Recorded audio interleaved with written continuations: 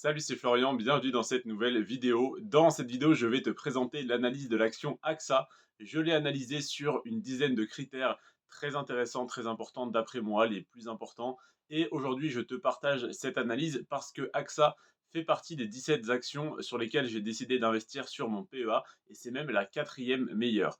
Pourquoi la quatrième? Eh bien parce que d'après moi, LVMH, L'Oréal et Total Energy que je t'ai présenté sur les premiers jours de janvier sont les trois meilleurs, le top 3. Et ensuite, on a AXA et plein d'autres entreprises que je vais te présenter au cours du mois de janvier.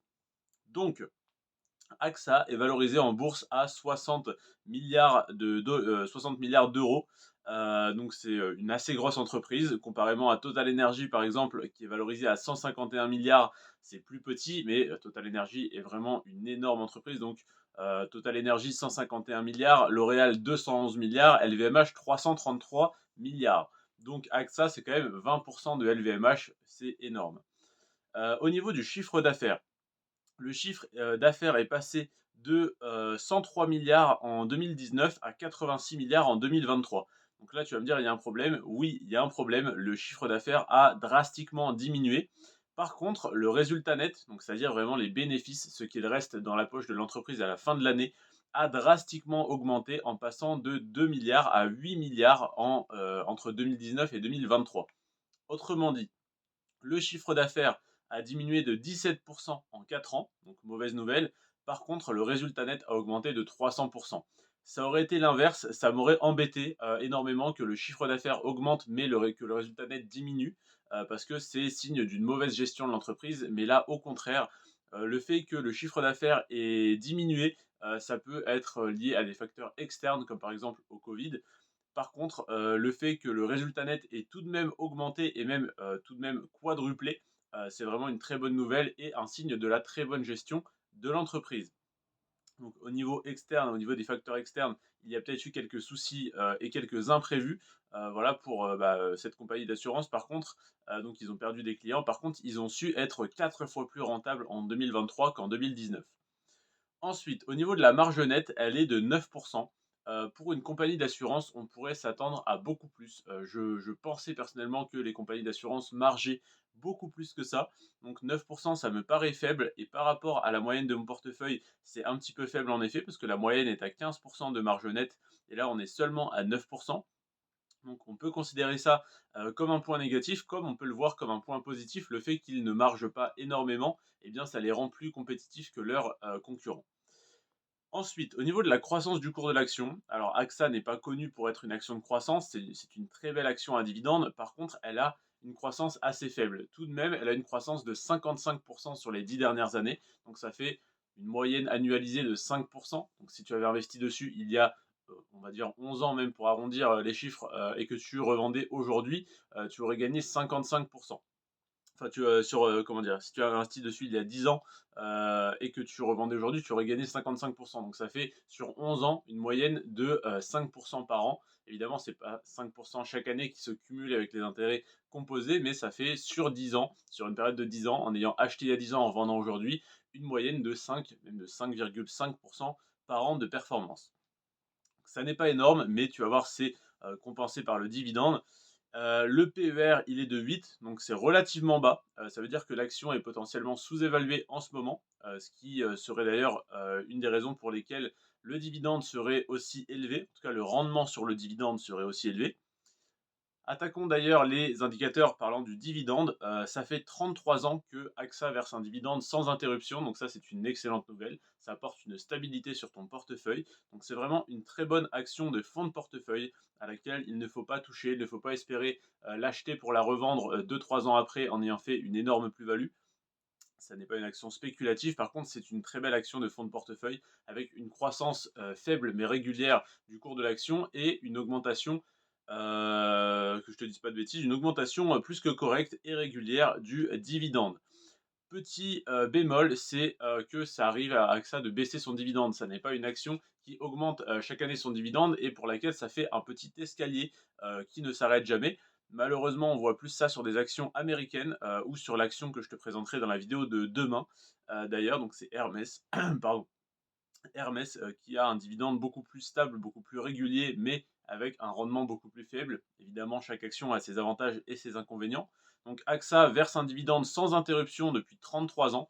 Donc si tu avais acheté l'action il y a 33 ans, tu aurais reçu chaque année sans interruption un dividende, sans faute. Et par contre, elle a baissé son dividende malheureusement il y a 4 ans. Donc elle est à seulement 3 années de versement consécutif, de 3 années pardon, d'augmentation consécutive du dividende, parce que le dividende a diminué malheureusement il y a 4 ans.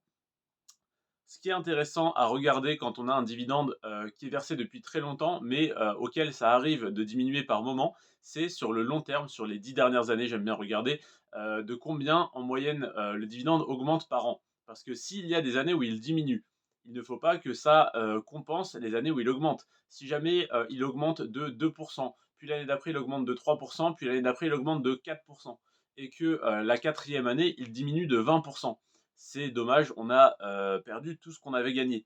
Alors que si on regarde cet indicateur, donc la croissance moyenne du dividende sur les 10 dernières années, eh bien en moyenne, le dividende de AXA a augmenté de 9% par an sur les 10 dernières années.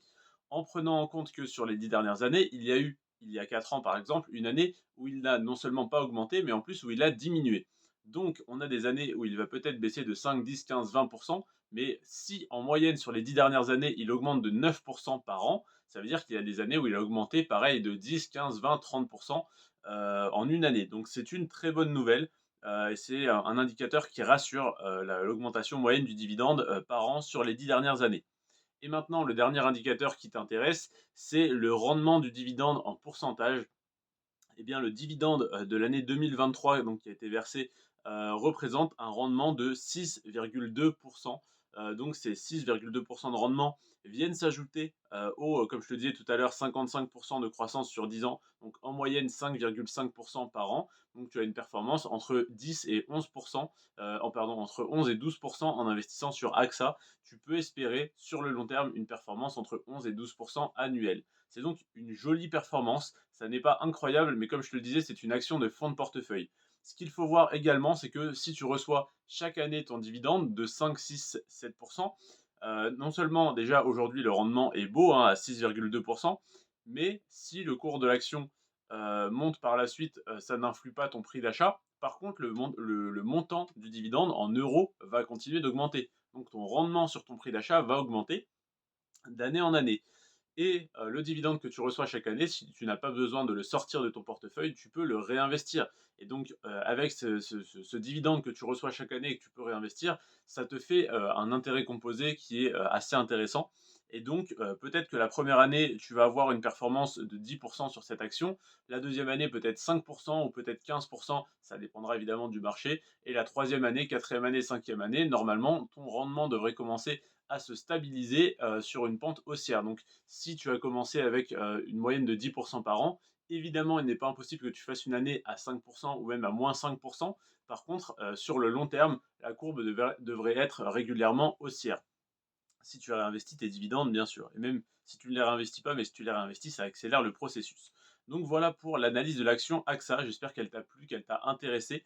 Je te remercie en tout cas d'avoir regardé cette vidéo et je te retrouve demain dans une autre vidéo sur l'action Hermès. Comme je te disais, l'action Hermès, c'est une bien plus grosse entreprise. C'est une entreprise qui a une marge nette très importante. On peut s'en douter, c'est une entreprise du secteur du luxe. C'est une entreprise qui a une croissance monumentale, qui est surévaluée forcément hein, parce que c'est le secteur du luxe et la croissance est folle, donc les investisseurs s'affolent également. Le dividende est extrêmement régulier, hein, augmente très rapidement, mais pour l'instant n'est pas très élevé. Donc c'est une très belle valeur pour l'avenir, je pense. Donc Hermès, voilà, je te la présente en détail avec tous les chiffres et toute mon analyse dans la vidéo, soit de demain, soit dans quelques jours. J'attends après, voilà, après la personne qui me fait les miniatures pour publier mes vidéos. Donc si je ne suis pas à jour, ça n'est pas de ma faute, je m'en excuse. Voilà, je te remercie en tout cas d'avoir regardé cette vidéo jusqu'à la fin. N'hésite pas à t'abonner, à liker et à demain ou à dans quelques jours pour une prochaine vidéo. C'était Florian sur ce Prends soin de toi et de tes finances. Ciao.